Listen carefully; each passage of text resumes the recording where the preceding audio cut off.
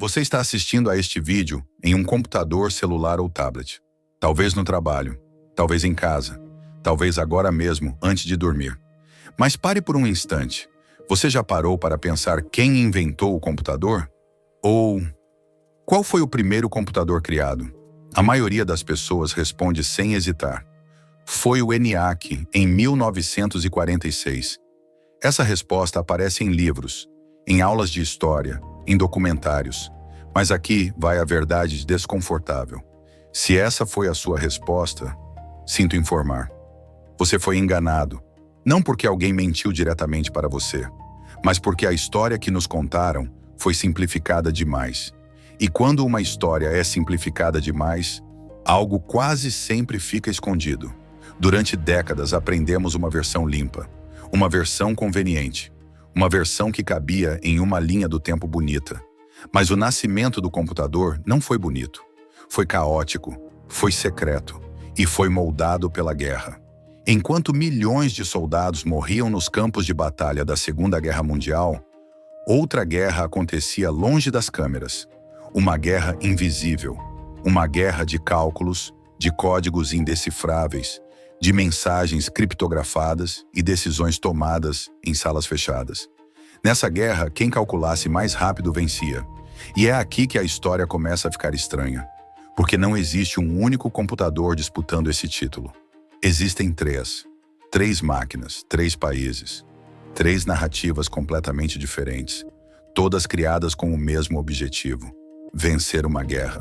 Neste vídeo, você vai descobrir quem realmente inventou o computador, ou por que essa invenção nunca pertenceu a uma única pessoa.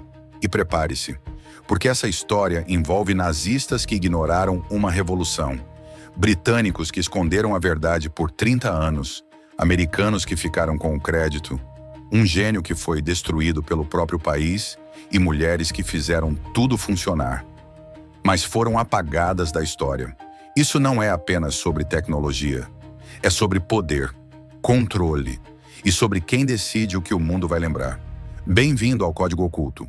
Em 1946, o mundo conheceu uma máquina que parecia saída da ficção científica.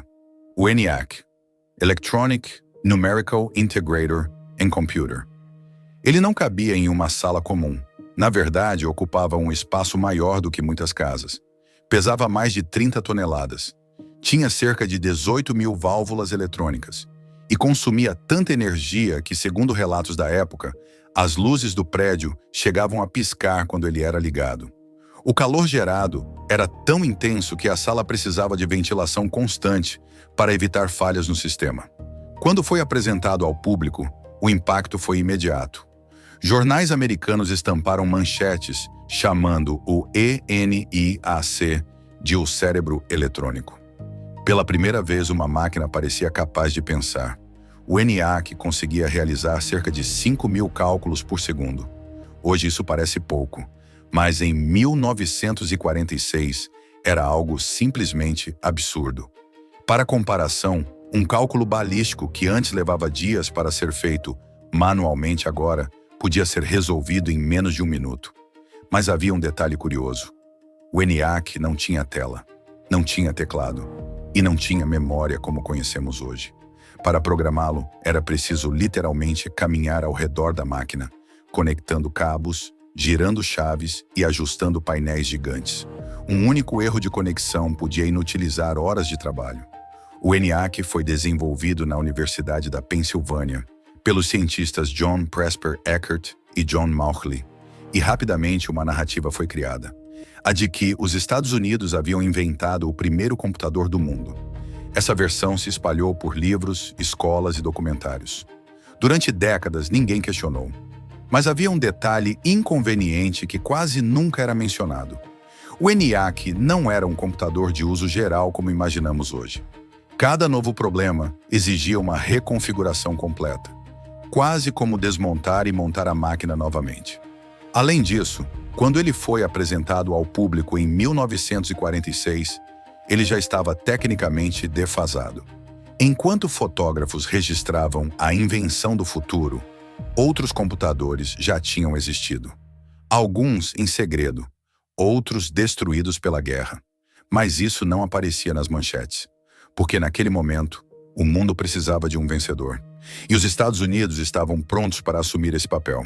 Enquanto o ENIAC era celebrado nos Estados Unidos como o nascimento da computação moderna, na Inglaterra, uma verdade muito mais incômoda permanecia escondida. Em 1943, em plena Segunda Guerra Mundial, o governo britânico construiu uma máquina que jamais apareceu nos jornais. Ela não foi anunciada ao público, não foi exibida em universidades e não foi registrada em livros de ciência. Seu nome era Colossus. O Colossus não foi criado para impressionar. Ele foi criado para vencer uma guerra.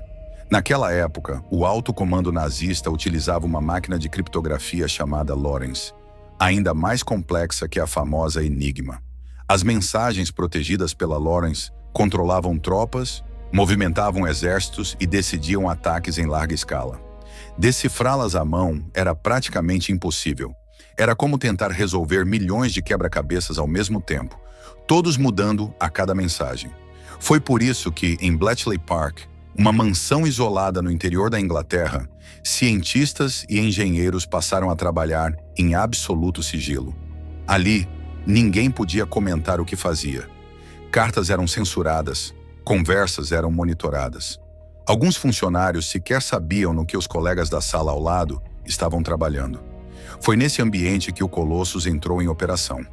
Diferente do ENIAC, o Colossus era totalmente eletrônico e projetado para uma única função: quebrar códigos.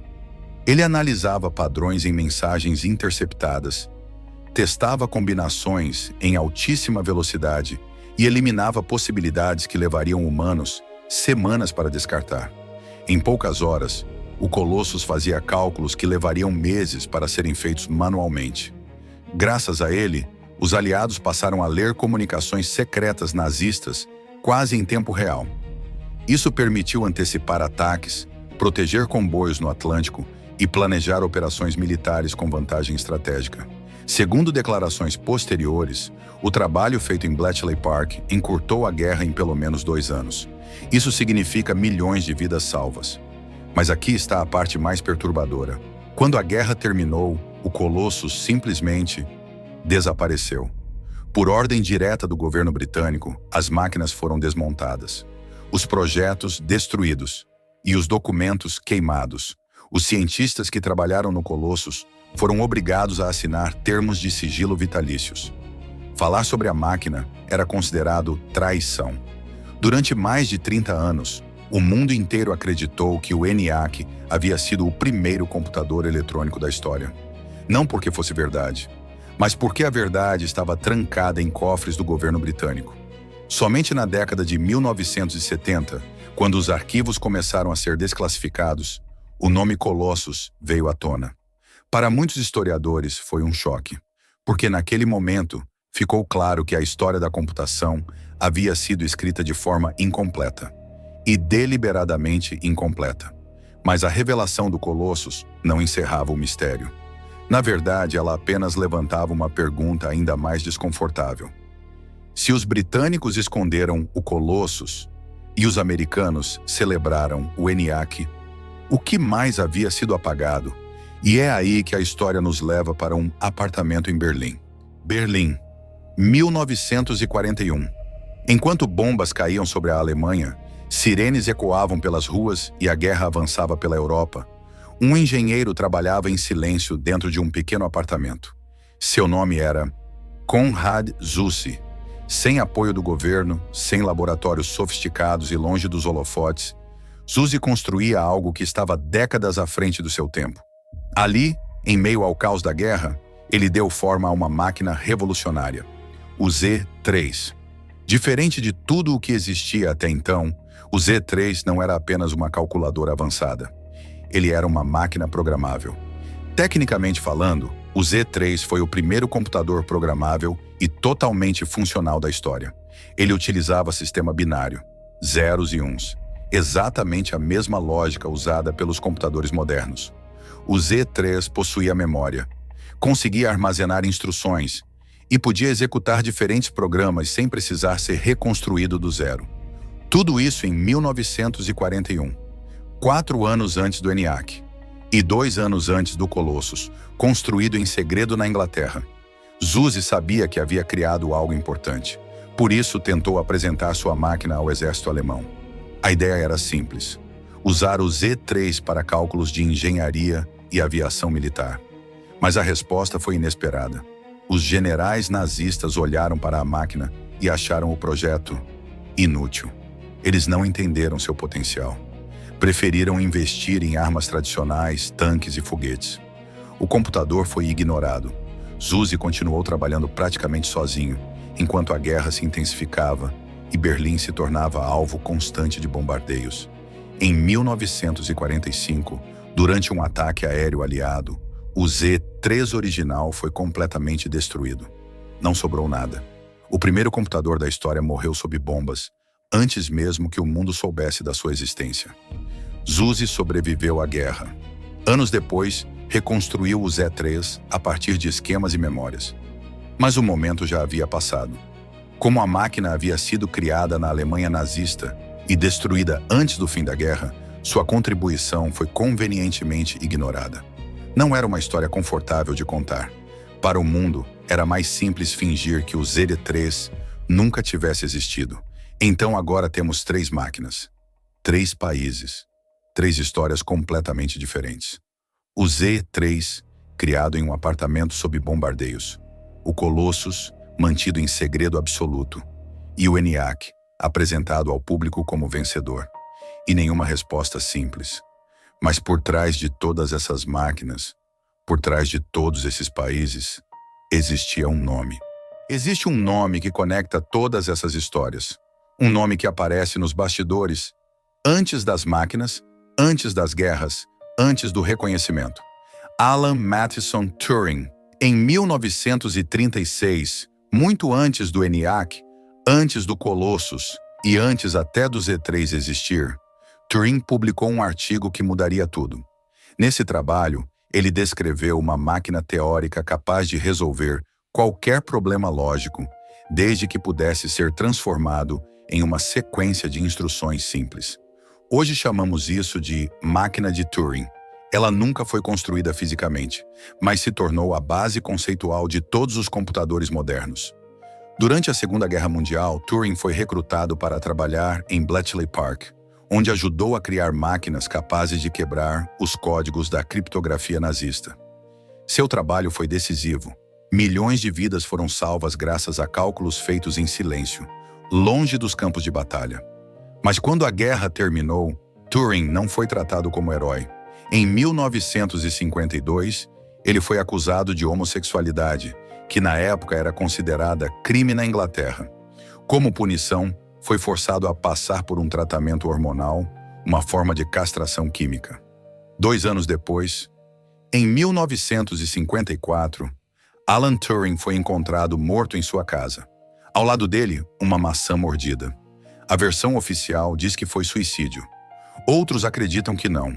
A verdade completa talvez nunca seja conhecida.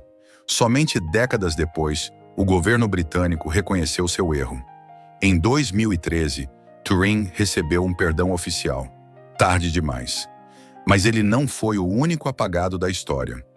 O ENIAC, apresentado como o primeiro computador, só funcionava graças a 6 mulheres, as primeiras programadoras da história. Elas criavam algoritmos, resolviam problemas complexos e faziam a máquina funcionar na prática. Durante décadas, seus nomes foram ignorados. Então, afinal, quem inventou o computador? A resposta é desconfortável. Ninguém.